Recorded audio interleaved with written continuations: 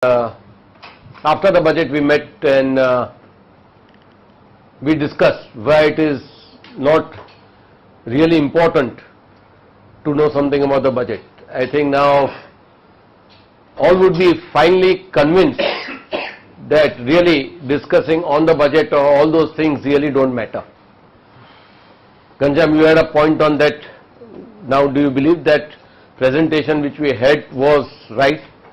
Because nowadays slowly you are getting everything and there are all chartered accountants coming, this is in the budget, so this will be affecting us, this could be a problem.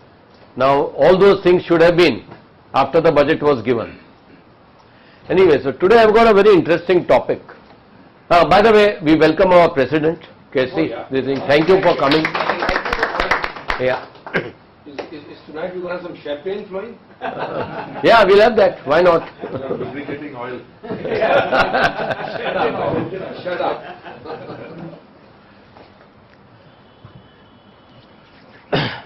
Now, basically we have started FOF with an idea that we interact with people, and what is really which turns the market so exciting for all of us is because it is our inability to understand the markets. It's our inability to really know what is happening in the markets. That's why we find it interesting, and that is the reason we all try to lay our hands in any of the tips which come or any opportunities come into the markets, thinking, or I would say hoping, that we can make a big bang out of it.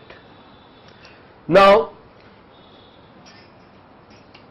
I'm a student of behavioral finance, so I thought I'd just take up this topic today. Is more about understanding our own selves and how we make mistakes, what sort of emotions guide us in our decision making, and how we can understand other people making mistakes, so that one is we don't make those mistakes, and second is how do we profit from their mistakes. When the stock markets are down and out, what happens is there's a lot of fear outside. When there's a lot of fear, that means you understand that the other people are very fearful.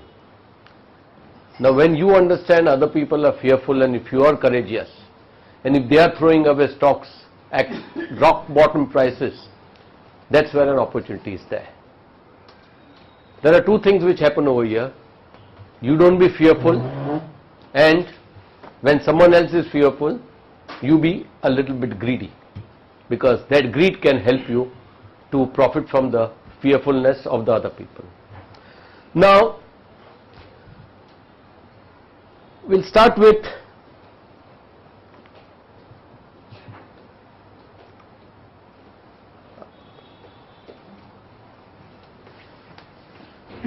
this rose in the market is, can anybody guess? 10 rupees, 15 rupees, 20 rupees. Sometimes you give this rose to a very dear and a near one. Why do you give this rose? Or Valentine's Day or whatever. Why do you gift it? Why do you gift a rose of 15, 20 rupees? Don't you think you are insulting the person? Or are you sure that you don't care for that person? Because imagine gifting a Swarovski ring would be a better option to your girlfriend or your wife or anybody. Why do we gift a rose? Symbol. Love. Correct. Giving a rose, does it have any utilitarian value? Can it be useful to someone? It can never be useful to someone. But still, we give roses, we give bouquets of flowers. Now why do we do this? If something is not of any utility, how does it help us by doing certain things?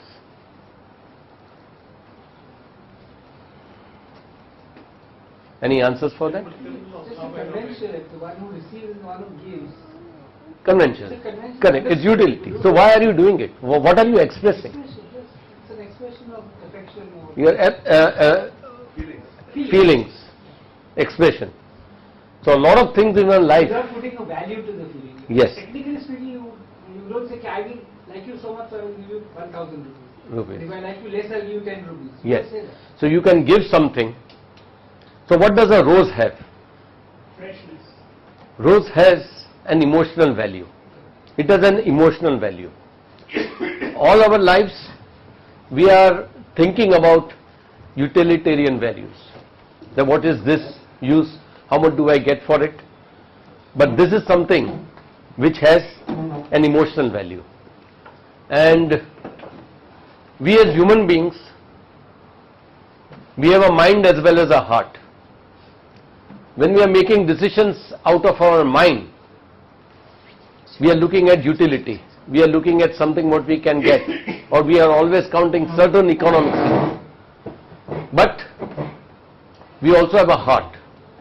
And when we are making those decisions out of our heart, it's where expression of emotions really count.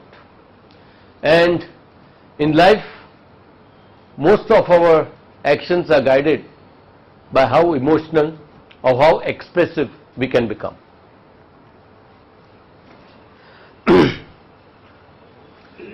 Why do we see movies? Entertainment. Do we all know that when you go to see a movie, it's fiction? Amitabh Bachchan is really not the Don, but he's acting as a Don. Don't you know that they all are fooling us? They are pretending of what they are not. Now, to go a step further, we have 3D glasses also. You see something which is really not there. This is why we go for movies. Why do we spend so much time for movies? Why do we spend money for these movies? You think, is it worth exploiting your money for seeing something which is really not there? Why do we do it? Obviously, human beings don't like to be doing nothing, You don't like to be knowing nothing, but for that you are willing to pay the money. It's an entertainment. I think sometimes we Entertainment, yes. live in the non-real world. Non-real world. You want to live in a non-real world. Joy from the Joy. away from the reality. Away from reality. But there are people who have overcome those emotions, that they don't go for the movies, or they don't have the TV on even. They're just Yeah. quite content with them being themselves. Yeah. Now, why do we spend money for certain things which we know are wrong? What does it satisfy within us? I'm talking about human, economic, rational beings. See, human beings are driven by two emotions: seeking pleasure or avoiding pain.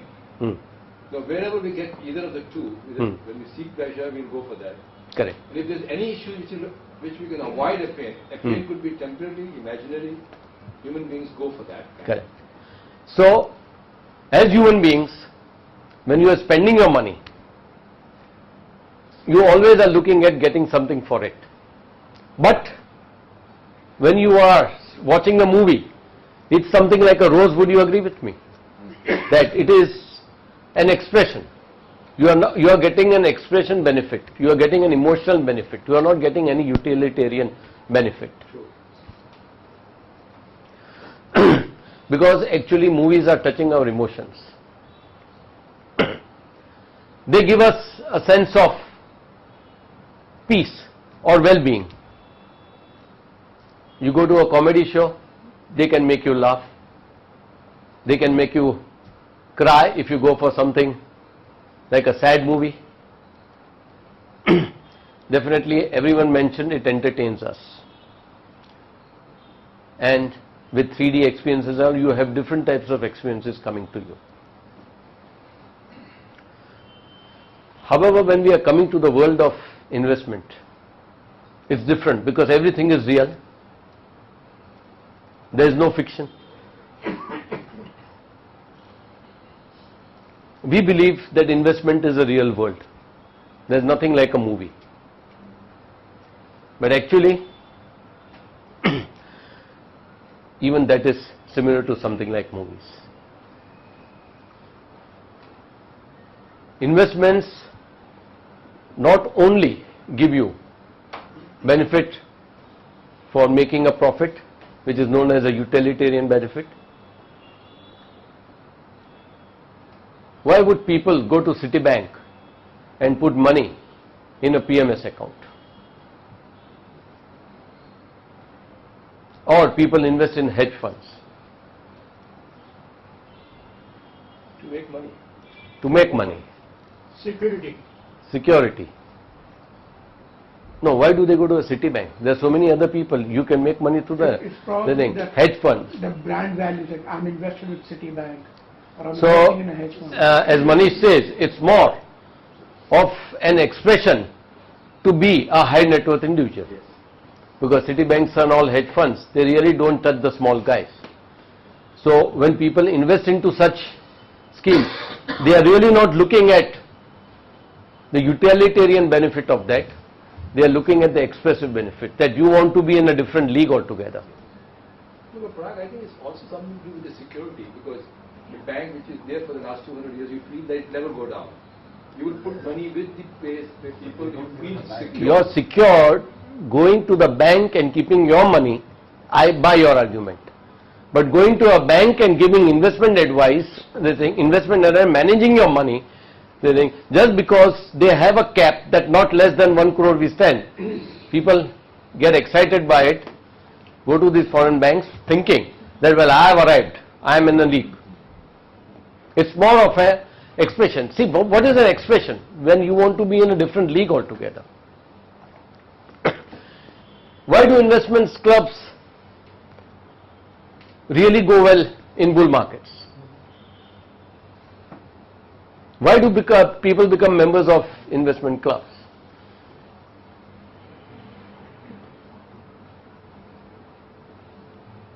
The utilitarian benefit. No, they basically think they don't know as much as collective knowledge. Correct. So utility, the utility part. Utility part. We had one investment club in our country. Yeah. Now why do those investment clubs close down when bear markets come? Why do they close down? If it is the utility value. People don't want to invest in a bear market. They don't want to invest in a bear market, or conversely, during a bull market, they did all those stupid things. They lost money. So they don't have money to again invest in a bear market. Can that be there? But our club had an investment group. It was closed. Our club had an investment group. Correct. Which went first because of a big scam of. Whatever that is. You have these investment clubs and all, it is more because of giving you expressive and emotional benefits. But people go there with an idea that it gives you a utilitarian benefit. And that does not actually happen. Now, investments offer 3 kinds of benefits, as we already mentioned. One is utilitarian, deals with the profits. Why do you make investments? To make profits. To plan for your retirement. How do you plan for your retirement? When you have a bigger corpus when you retire, so you can live the same type of life. Expressive.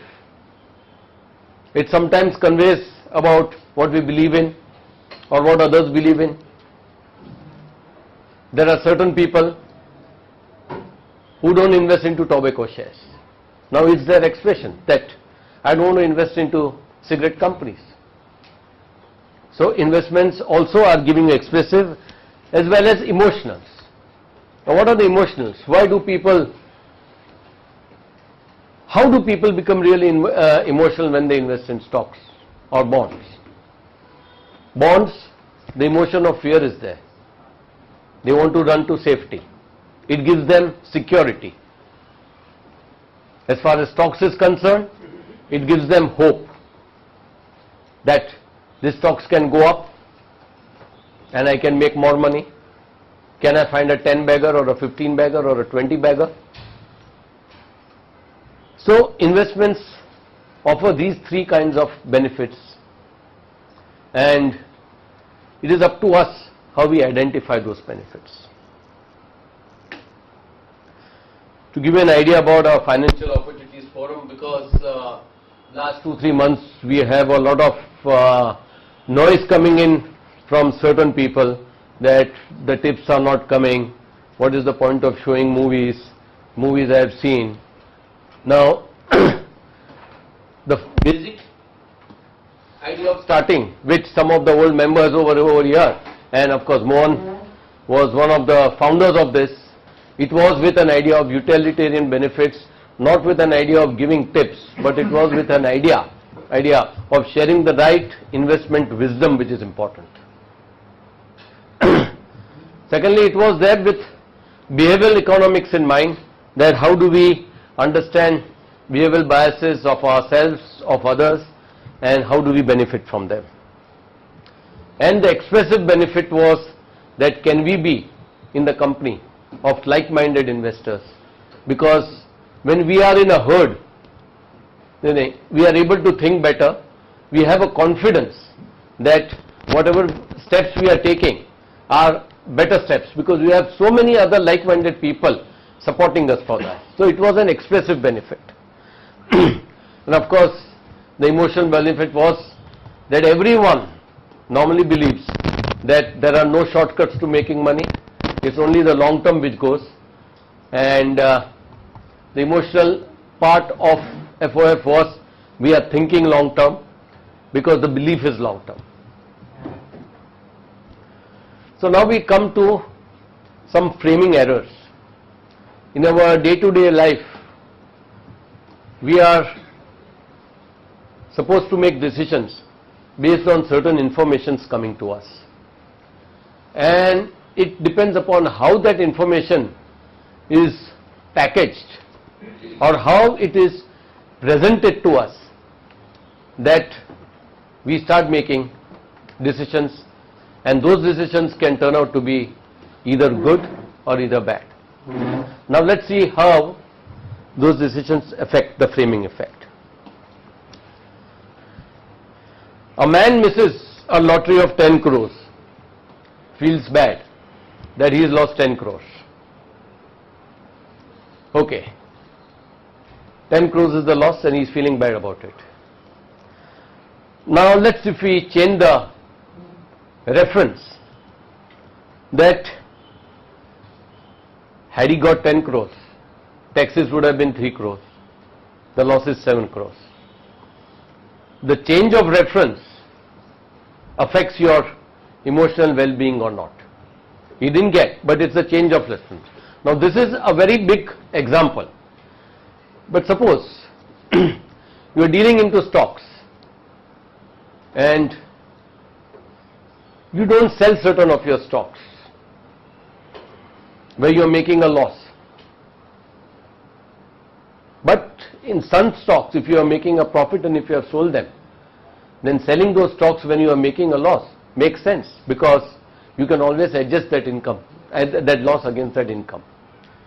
But sometimes when the word loss comes to us, we are not willing to take any action. Similarly, this is also one frame of reference. A 15% return on your portfolio is a very good return if normally you get. But if your neighbor tells you that he had a 30% return on his portfolio, then for you it's a 15% loss on your portfolio. Now this is normally happens in our offices when you are dealing with employees. When bonuses are declared, when he knows about his own bonus or her own bonus, they are totally excited. But all the problems arises when they start talking within themselves. How much did you get? How much did I get? No, I got this. How much did you get? How did he get so much? That's how the problem comes. So it's when you start comparing, or you change your frame of reference. It is ultimately changing your frame of reference. First your frame of reference, you got this. The frame becomes very different when you know that he's got so much. Then your frame of reference changes. And these frames are very important when you are making our investment decisions. Now you paid 4 crores for a house a decade ago. You sold it for 10 crores last month. 6 months back you had turned off an offer to sell it for 12 crores. You're getting 12 crores for it, and now you're selling it for 10 crores. Which is the quick and the intuitive frame of reference? Are you making a profit or loss? Loss. You are making a loss, profit. Okay, after doing these two examples also, first case 7 crores after tax is correct. Similarly over here, you are getting a profit of 6 crores, 4 crores. But your frame of reference was 6 months back, it was 12 crores. Now, these are the mistakes we are all making in our everyday lives. So actually we don't know whether you are making a profit or a loss. You are supposed to be making decisions about your profit, about your finances, but how less you know about your finances. Because if here 50% we have people saying that it is a loss and 50% as a profit in the same example, where genuinely there was a profit. Only thing, when the frame of reference was changing, people were making decisions differently. Now, when you say that it was a loss, it becomes very difficult for you to take a decision to sell the house. Because if your frame of reference is loss, then loss aversion is biting into you. A pain of a loss is 3 times more than a pleasure of an equal amount of gain. So when you are making a loss, you tend not to take a decision. So if your frame of reference was a loss, for you to sell that house for 10 crores would be a next to impossible thing. Because you feel, let's wait for another 6 months. If I get more, I'll get more. After 6 months you don't get, but loss aversion will not allow you to get out of it. Now this was one interesting thing we just discovered. My colleague Ashish, we had gone to meet with a client who had invested in our PPFS PMS scheme way back in 1996. And 1996, you had invested, and this was somewhere around, it was about a month back. It was in March 2012, not even a month back, 15 days back, March 2012. We had returned on his portfolio 19.18%, as against the Sensex of only 14.18%. Yeah, per annum compounding. Still, the client was not happy. He saying, "Kya kiya yaar? But all these things Sensex mein rakhta tha, to 4% hi jasti mila. What did you guys do? You met me. Mere ko tension tha ke kya karne ka. Without any tension, had I put in the index, I would have got so much money." Well, at that point of time, we didn't have any answer. Well, 4% is less for you. So Ashish went to the office, and then afterwards he did some homework. He changed the frame of reference. He did some maths, put it on paper, and this was what the result was. 5 lakhs invested in this thing in 1996 at 14.18% got him 40. This thing would get a person 41 lakhs, and 19.18% would get him 82 lakhs. Now, if this frame of reference was given to him, the thing, PMS has beaten the Sensex by 100%, and it's the same figures, the same of everything is there. It's how it was presented. Because sometimes in percentage terms, when you are given certain things, it may not strike you. But when you really put it on paper, because the power of compounding can only happen when you put it as this thing in a gross figure. It will not show in a percentage terms. So this, yes, it's double. It's 100% over here. In there it was 4%. No, it's not for the PMS returns I'm talking about. But sometimes we really are not putting and doing the right maths and putting it on paper for us to really understand what it is. Compounded, yes. This is the power of compounding. Yeah, you tell 4% compounding, it will not go in anybody's head. You put it on paper like this, it's 100% returns. And he was thinking, I'm getting 4% per annum returns. Now there are... क्या बात करता है? Means he didn't know this. Even I didn't know. Ashish did this homework just about 15 days back. We knew that power of compounding is there, but the change of the frame of reference was so different, you know. Can we give you money retrospectively? No. This thing. Indian government. Pranab Mukherjee is accepting.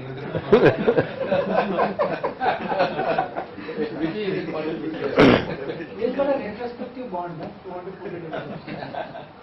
And Mohan was suggesting, your name is on the papers nowadays. Yeah. Vicky donor. Additional income. Hey, today now, we are in markets. We are in actually efficient markets, because in this country we have a government in place, we have laws, we have judiciary, we have everything which is working perfectly, so we are in efficient markets. Now, there are two types of efficient markets. One of the efficient market is a rational markets, where the returns cannot be higher than risk. They always have to be matched, because those are efficient markets. Because everyone is efficient in the markets, nobody can really identify a great opportunity. Then you have other markets which are known as unbeatable markets, where the returns are ultimately higher than the risk you take, and they are the most difficult to find.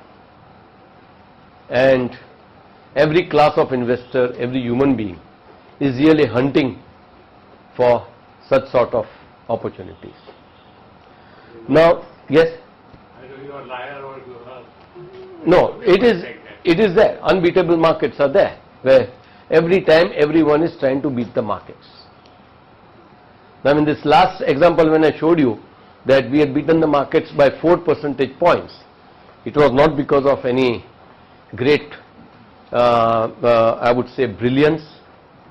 It was not because of any great tips we got from insider information or anything. It was something which is beyond these markets, which will come in the course of the presentation. Now, we have two types of efficient markets, rationals and unbeatable. And everyone is trying to get into the unbeatable market space. Now,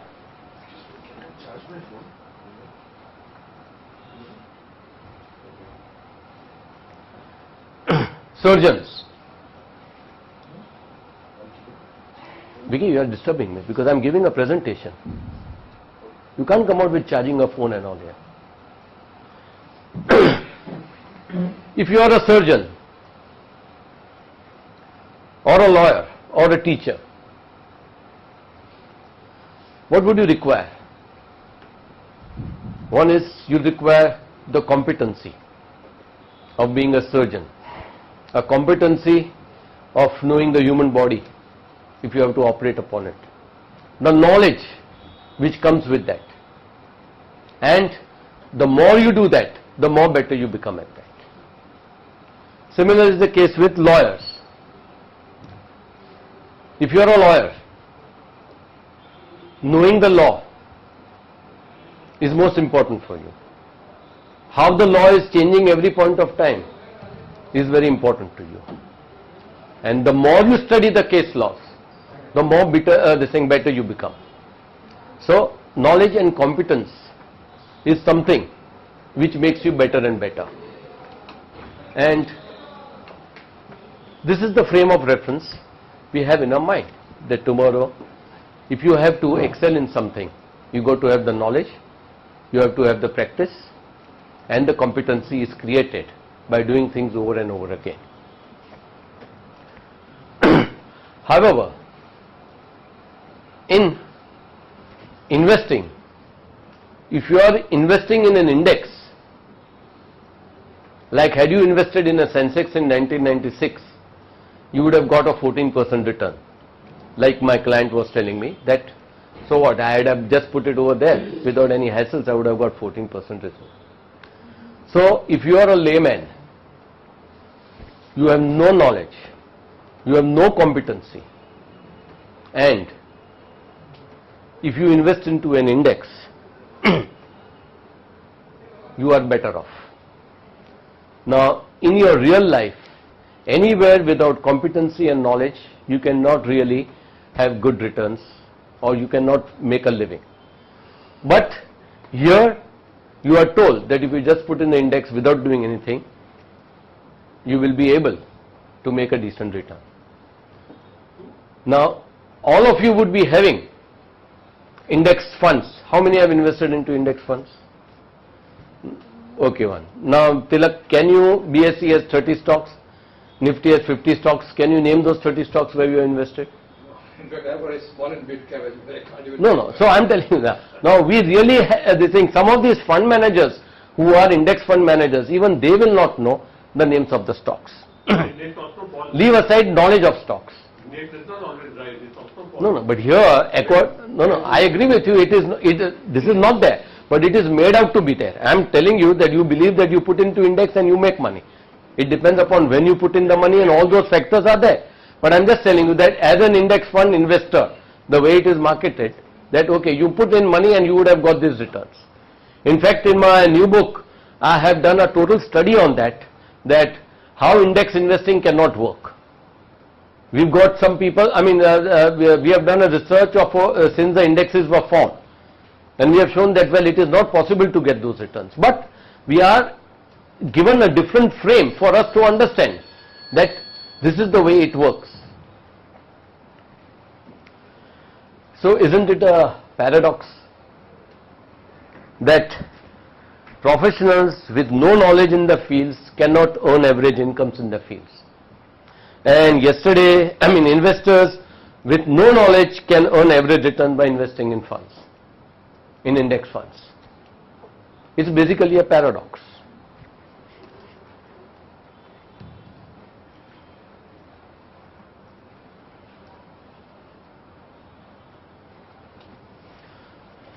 In spite of this, you have investors always wanting to play beat the market game. Now, what is beat the market game? Anybody can give me a... ahead of the index. Beat the market is ahead of the index, I agree with you. Why is the lowest higher? How can you do that? How can you do that? One is timing the markets. When you are timing the market, what does it come to? You are trading. Every day you are really looking at, okay, this stock has gone up and this is the information, I can buy this stock and sell this stock.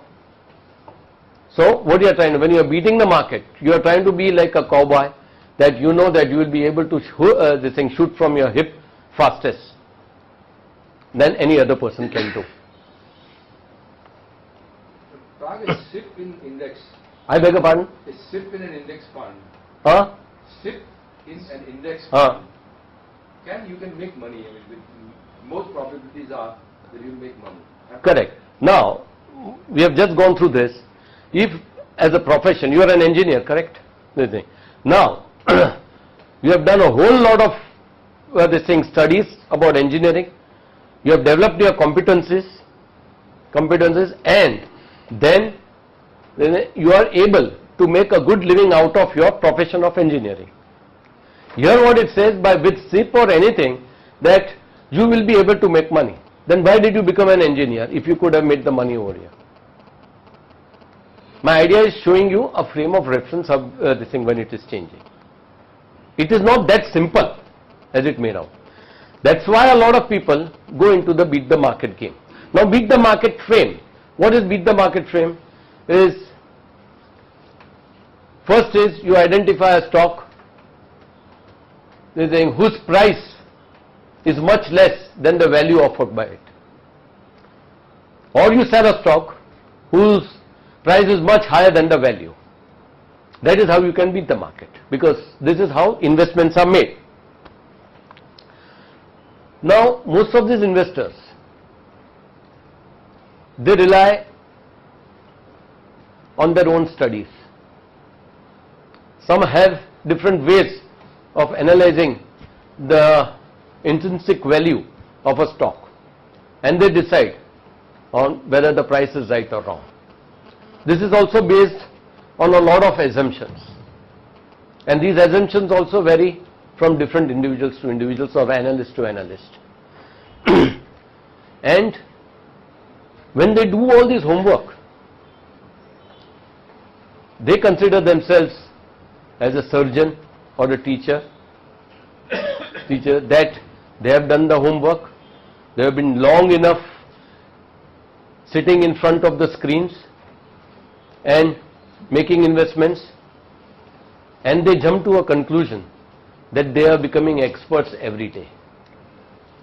Now this is the frame of mind which is working in people who are into trading, who are trying to make a fast buck, because they are comparing themselves with the frame of mind which is existing in all other spheres around us, is that the more you work hard, the more you gain competency, the more knowledge you get, the more competent you become, and you become an expert in that. Now this is the frame which is working in the beat the market concept, which is followed by a lot of people. Where do you end up? Where do you end up? Let me finish it. Psychological method. No, yeah. Now, it's like playing a game of tennis or a table tennis against a wall. All of us would have been practicing this sort of a game. If you want to become better at tennis, there is a wall over there, you just go on hitting. The first 2-3 balls will go down, then they will go up, but slowly once after practice you get a hang of it, you will be able to really have a good backhand stroke, have a good forehand stroke, and against the wall you will be able to play good tennis. You can also do that with table tennis, that if you don't have a partner who is playing with you, then you go against the wall and start playing. Now, beat the market frame is something like, the way people are thinking is something like playing tennis against a wall. Get me this thing? Is there anything wrong in playing tennis against a wall? There is nothing wrong about it. But when you are playing tennis against a wall, you tend to become better and better at your, I would say, hitting skills, whether backhand or forehand.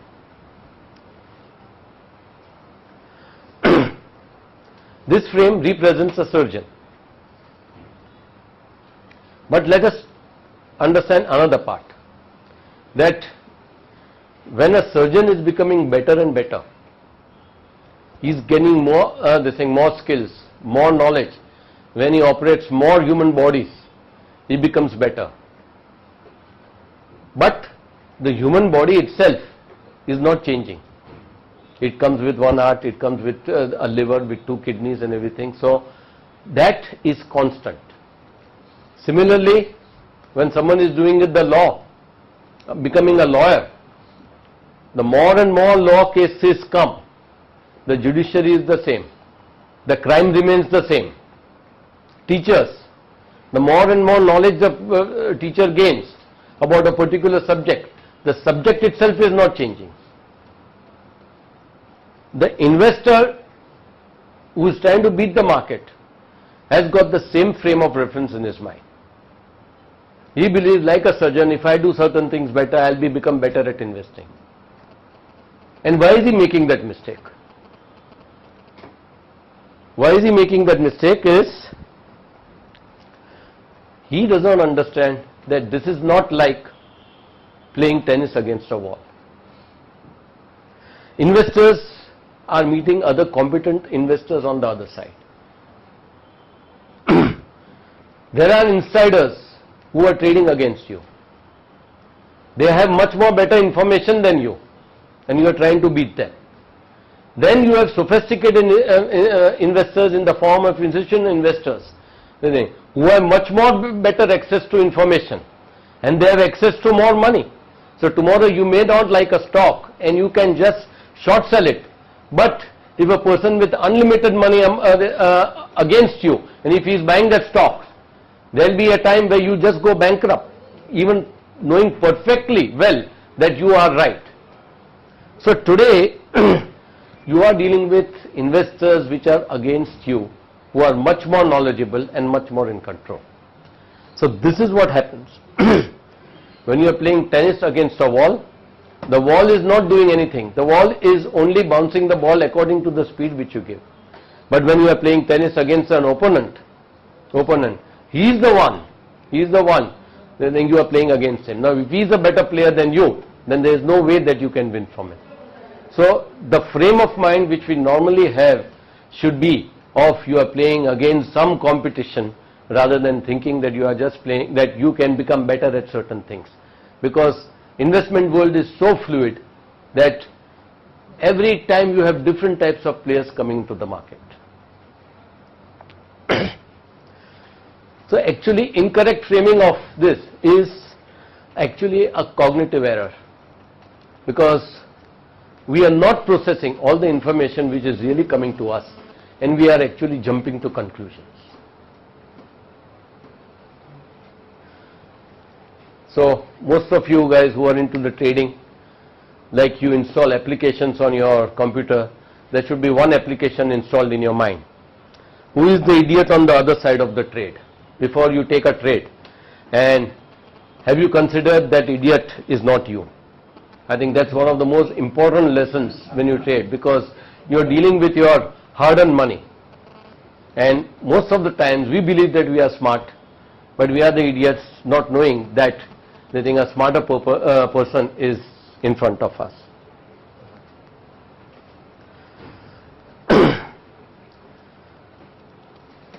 Now why did we, PPFS, I would say, why did Rajiv beat the indices by 4 percentage points? Why did he beat it? As I told you, it was not exceptional intelligence, it was not exceptional brilliance. There was only one thing: self-discipline on one's own behavior. Passive managers believe in the concept of index investing. There was a time, I believe, that most of you, before the age of liberalization started in 1991, you had a Tata Steel stock. It would range between 80 to 120. When a dividend is being announced, what is the extent of dividend? It will go up to that. It becomes ex-dividend, it will go down. You had traditional managers who are managing investments. You are a closed economy. Everything depended upon what the company gave its results, which came out every year. That time we didn't have 6 monthly, and whether it gave a dividend or not. Dividends for stocks were very important. Then slowly we had the advent of technology coming in. Internet came in. There was information available to everyone. Everyone would read the same type of magazines. Everyone would be watching CNBC business shows till late night, knowing what the Nasdaq movements are, knowing what the Dow Jones movements are. Everyone would be reading the same reports of the investment analyst. Everybody would be reading the same Economist or the Fortune International. Everyone would be getting the same information. With so much clutter of information, everyone is an information overload, and all of these guys are trying to get the next best winner in the markets. It does not exist. So the third is that, can you become a contrarian investor? Now the 4% return was more because of being contrarian to the market, contrarian to the herd. How can you do that? Is understanding behavioral anomalies of others and rectifying your own behavioral anomalies, and have the courage to take a decision when you are in tremendous amount of fear. Because you have to be greedy when others are fearful, you have to be fearful when others are greedy. So the third alternative would be, really don't need to do anything. You understand, keep your mind in equanimity, and then only you will be able to take decisions which are in your financial well-being.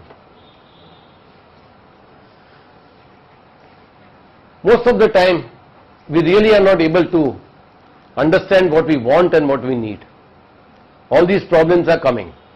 There are a lot of things which we want, but we need things very differently. When these conflicts take place, it is the time where investment decisions start going for a toss. Now these wants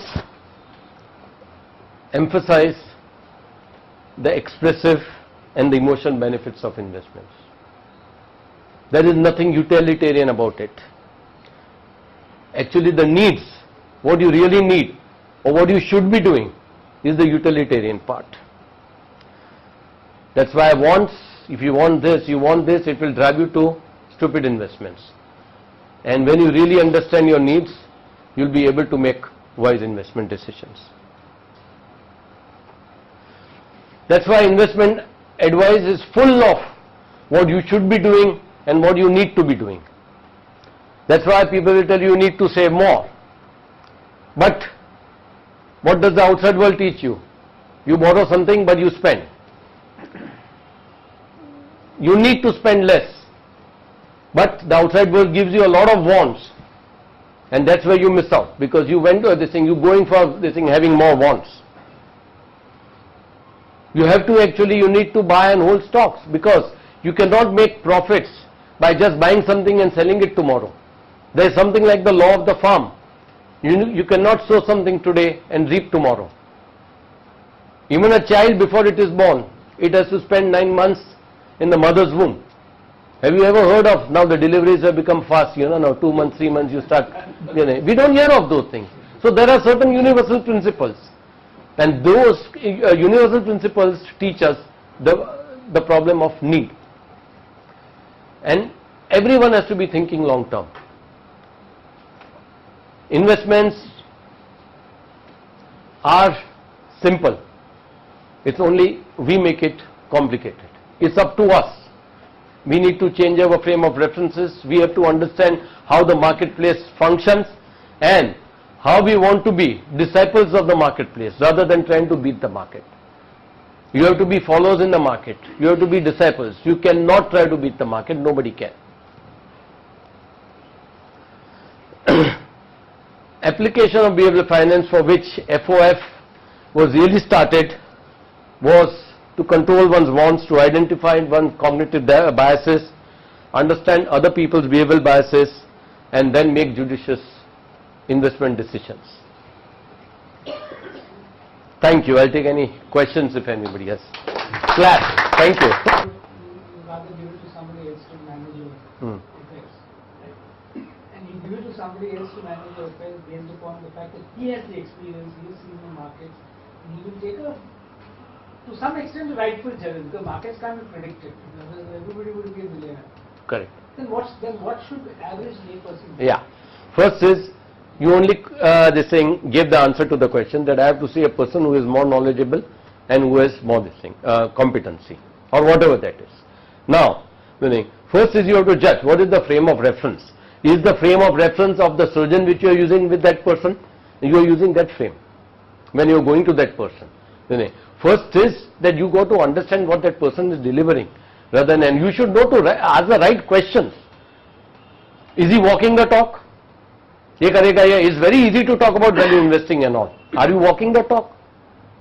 Otherwise you are using the same reference of a surgeon and all. He is knowledgeable, 30 years in experience in market, this thing. But no, this business is different. You are playing tennis against other better opponent. You are not playing tennis against a wall.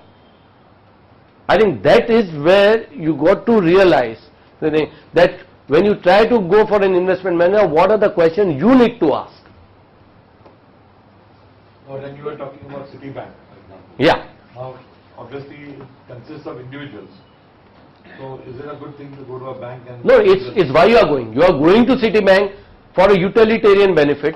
But when you hear that 1 crore se niche nahi leta hai, so if I tell my friends that I am with Citibank, then they will understand. Mere paas 1 crore ke upar to hai. It's more of an expressive benefit. No, but we are saying, in light of what Anil said, that we are looking for people who can help us to invest. Correct. So you have to go to somebody. Yes. So an example that you gave of Citibank, is that a good... It depends upon, are you going out of an expressive benefit, or with the person who is going to invest, they think, are you meeting that person with whom you are investing? You are meeting a salesman whom you are investing. But how would we ever know that? I mean, honestly, if you go to any person, you always will claim that Correct, but it's not track record to you. Kamath, it's Anil, it's asking the right questions. Asking the right questions. That's most So important. for example, if I go to a person whom I believe is a You go into a Citibank. city, Yeah, ask that kid of 25 years old. invest money and I need a fair return. What questions do we That's ask? why I ask you. Correct. Fun is- I have a crore, let's say. Correct, That's why I'm correct. misfortunate of having a 1 crore. Correct. Okay. So I want to go to Citibank because they take a crore. Yeah. No, they may be very competent also. No, I agree with you. Yeah. But your question should be that, okay, What should the question be? yeah, can I meet the fund manager? Because you are talking to a salesman who comes to you. Yeah, 25-year-old girl. Yeah, 24-year-old girl, they say. Now for expressive or emotional benefit, he'll give it to her. Mohan would be subject to that sort of a thing. No, but size was not fitting. I showed you a wrong thing. The frame was different. Mohan? Well, give it up. This is my reputation. He's the founder of FOF, that's why. No, and secondly, a fund manager, they say. You ask him, what are you doing? Are you there? Because you will find a lot of fund managers, like mutual fund managers today. They cannot invest into stocks. They have to only invest into mutual funds. A good stock picker would not work like this. Or he would put all his money in the mutual fund which he has. Ask him that question. Have you put your money over here where you are putting? See, you have to walk the talk. You have to just find out, is anybody walking the talk? Yes. The biggest problem which I see nowadays is there's too much overload of information. How do we handle that? And everybody has a opinion. Everybody. Yes. Including us. Yes. Now I tell you, that is one of the biggest challenge. That is one of the biggest challenge. And it's only information garbage which you are getting. It's information garbage. So best is, I'll tell you, they're saying, don't get into that garbage. Because if your mind is going to be cluttered with this sort of information, but today with your Blackberries and iPhones and all, what has happened is, you want every application on your thing. So you are responsible for getting all the garbage in, with you. What's the point of looking at the stock prices just now also? There could be 5-6 people, they would be trying to look at Aaj stock price. And the same stock price would have been at 4 o'clock because the market closed at 3:30. But I know of people, they will look at everyone, but it's not changing, the market is closed. Habit. You know, 2 o'clock in the morning we got email from Citibank saying standard at Pearl. So before you can wake up in the morning, you are at 2 o'clock, you've seen that. What were you doing awake at 2 o'clock? I had to go to the room. So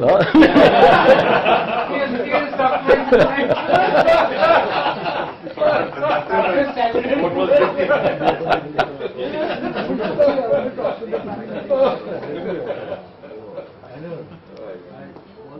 And how does one handle the two biggest emotions, greed and fear? It's very easier said than done.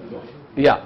How to handle this? I'll tell you, its handle is, first is, you have self-confidence in what you are. I think everything starts with the belief in yourself.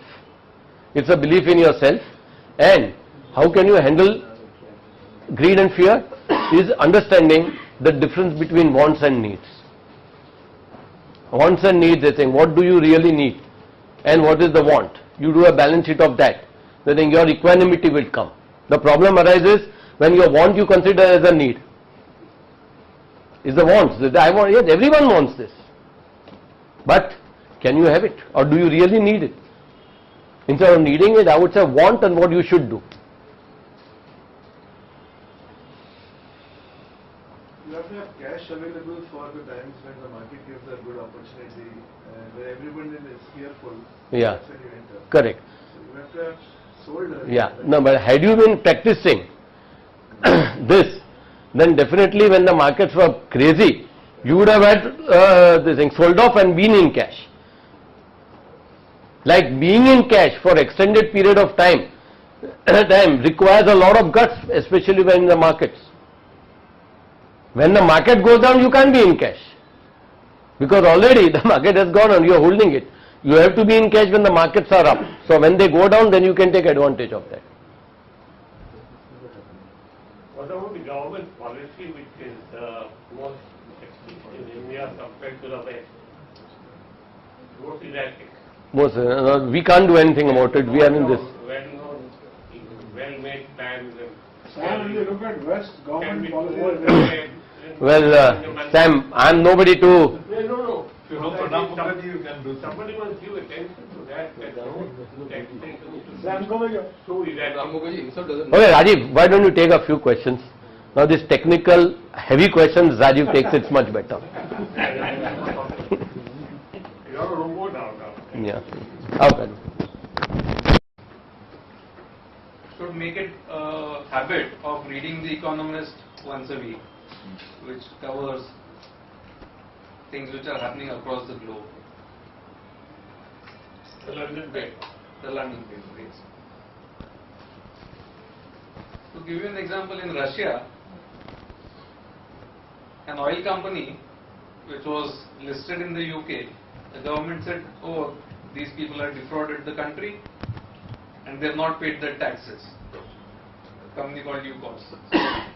What they did was, they put a tax bill which was equivalent to the entire assets of the company. And the entire assets were taken over by the government. Russia. And that same company, they had the audacity of again going to the international markets and saying that we'll get it listed again. And guess what? People again put in money. So people who are upset about the president giving a directive to Coal India that you import coal from abroad and you sell it at some discount at a blended price to power companies in India, or people who put a subsidy on ONGC, should look at Russia. Even some of the Latin American countries are having these things. So one of the Latin American countries has nationalized the biggest oil company over there, and they've said that whatever shareholding Spain had in that company has become worthless. Or in the past we have seen Iran, which threw out all the foreign companies and nationalized all the oil resources. Indonesia, where Indian companies had these coal mines, the government suddenly came out with a policy that they have to sell coal to their parent companies at the international prices or somewhere thereabouts, or there was a big hike in coal prices and taxes and all. Same thing with Australia. Australia is also talking about imposing a super tax on mining profits and so on. So it's not something which is unique to India. Of course, the headlines are very depressing when we open the papers. There are policy flip-flops in telecom, in mining, in airports, in power, roads, all of these things. See, today, telecom companies are screaming, for example, how will we pay such high spectrum prices? And at the same time, everyone agrees that what happened in 2008 in terms of those licenses being given away for throwaway prices was wrong. So right now probably we are oscillating from one extreme to the other. It hasn't found its equilibrium, and we will have this period where regulators will want their own say, courts will want their own say, CAG will have its own opinion, government will have its own opinion, industry lobby bodies will have their own opinion, and somewhere we come to a meeting ground and then go on. I think reading history is very calming in such periods. India's own history, going back, I think it's depressing right now, but these things have happened. I don't think the licenses were given away at a concession. They were given away at the market price, at a good price. Only thing is, the government got 1/4 of it and the other person got 3/4 of it. That is not a subject of discussion. No, under some market, selling price was not like that at that time.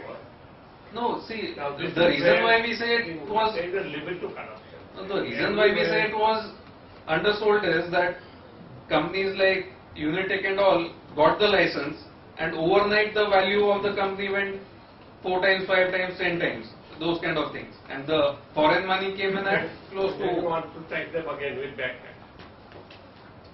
So it's not that the people who were coming in did not know what was happening. So that's the only saving grace. Well, Rajiv, the On issue neither like side, today, today people, let's say the general public like us, who are not really like you, a professional. I mean, it's not physically possible for us to read 100 stocks and see which is good and track it and do all that kind of study, because it's a special Full-time job. What do we do? I mean, of course, Sure. Parag said that you must go to a manager. That's fine. All those, these are rational statements that he has made, which is very correct. But somewhere down the line, in both markets, there are stocks which move up and down. And the concern that we have is that even in a market like today's market, there are stocks which are moving, which a good analyst knows and can advise. This company's stock hasn't moved, but this is the right time. You read The Economist, you read something, you see the impact 2 years from now. So you Sure, you ask this thing, what do we ask the question? Correct. When someone comes to advise us? There is this saying, never ask a barber whether you need a haircut. The answer will always be yes. So whenever someone is advising you, first is go behind that person as to what are your incentives. Let us say I am advising you on a product, and there are 5 products that I have to sell. Why am I pushing one particular product? As long as the commissions for me differ, it is in my interest to push the most expensive product to you, or the product with the most commissions to you, because I am a salesperson. So Best example is they sell insurance. ULIPs, for example. So one is, whenever you are buying a financial product, have some understanding of the incentive structure for the distributor. Why would he tell you that? He wouldn't tell you. So the best source for this is subscribe to any of the financial papers and read it for maybe 2 or 3 months, even if you don't have time for extended period. And there are these particular financial planning columns which come in and some of them come even in a general paper like Times of India. You'll have, for example, in the Mint, you have Monica Hallan who writes a financial planning piece, or in Economic Times on Mondays you have Dhirendra Kumar who writes on mutual funds and all of that. So eliminate the big mistakes, eliminate the bad insurance policies or the flavor of the month mutual fund scheme. So one is, if you eliminate the big mistakes, at least a big damage will be saved. Second most important thing is alignment of interest. So as Parag mentioned, whether the people who are advising you or selling something to you, whether they have invested in their own product or not, or whether they have stuck around or not. So if you have a big brand name mutual fund which has heavy advertisement and heavy commissions, but their management team keeps changing every 3 months, 6 months or 1 year, then those are not reliable people to go with. On the other hand, if you have a fund like, let's say, Templeton or HDFC, where you know a manager like Prashant Jain has stuck around for 10-15 years, or where Shiva and Sukumar have stuck around in Templeton for 10-15 years, then those are reliable indicators. So don't get just taken in by the brand name of a fund house or the hard sell of the distributor. Look at some of the basic asset allocation requirements and then decide on investments. And here I think somewhere it may make sense to pay a fee, write out a check to a financial planner and not buy anything from that financial planner. Just take a financial plan in terms of your asset allocation and your needs, and after taking that plan from the planner, execute it with a third party. So in this case what happens is the planner does not have any interest in recommending product A versus product B. He is only interested in this financial planning check, and he will give you genuine advice which you can execute through third party. Yeah. If both are combined, so here free may be a more expensive option. So if a distributor comes to you and tells you, I will do your financial planning free for you, but you buy the products from me, then there's a catch. The amount that you will save in financial planning fee, you will end up paying much more than that by buying a wrong product. So there are people who give you advice without making you buy a product? Yes, there are lots and lots of such people. Unfortunately, their profession is not going well because there is a big resistance to pay a fee. The general clients are not accepting the fee payment as a model, and which is actually harmful to the client's interest. Because the other guy will give him free and sell him those. No, I take your point. So it's a sensible thing to do. But one of the issues, one of the complete shift, paradigm shift which has taken place in the last 40 to 50 years, that today the greed has become very high. And the other thing is that the amount of money which is floating around the world has gone up. And there is a tendency of people to get rich, say within a few years or a few months. So that patience has gone. And I think that is also leading to a lot of insecurity and hard work. People are not satisfied. Even if they make reasonable rate, they always are, as you know, Parag said, uske saath compare karta, uske saath compare karta. Dhirubhai Ambani ke saath compare karta. It's not possible everybody can become Dhirubhai. People have been saying this always, that increasingly there is impatience, there is greed, and there are actual statistics to prove that. Yeah. We don't have such a number for India, but for other markets, people have calculated the average holding period. So, let us say there is Coca-Cola or there is IBM or Apple. These are listed companies. What is the average holding period for a shareholder? That used to be a few years. That has kept on going down, and for some speculative companies it's as low as 3 months. So within 3 months effectively the entire shareholding turns over. I don't know whether technology has a role to play in this. 15-20 years back, you could access the share price only the next day in the financial papers, or you would have to go to Dalal Street and take that Bhav copy in the evening. You had no intraday access to information. Also, shares were physical those days. So if you bought a share, you would have to sign the transfer form, lodge it to the company. It would come to you after 3 months. So in the meantime, even if you wanted to sell, you had no option. The numbers would come every year, so quarterly numbers were not there, so that much stimulus was less. So in fact, just before we started this session, Mehul was talking about how email and mobile phones and computers are reducing our attention span. It's something on those lines. We have more stimulus now, which is probably resulting in more action. And also one more thing, I remember those days, the share decisions you used to take. Okay, maybe you talk to somebody, you talk to a friend, you heard something, and you took a decision. Today, there's so much of people, selling products to you, and you are actually lost. And why don't you do that? That will make so much, then 25% return. So you are barraged with stock and information. Those days you used to take a decision. It was a slow process, but you take your own decision. Whether you like the share or you didn't like the share. So same tip. tipsters were there, but they didn't have CNBC that time to amplify their. And by the time the tipster give you a tip, the next morning when you looked at the newspaper, maybe the stock prices had gone down. That's why you just go and buy. You don't have to think twice, you know.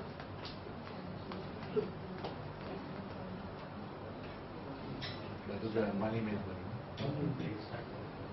Okay. Thank you. Thank you. Bar is open.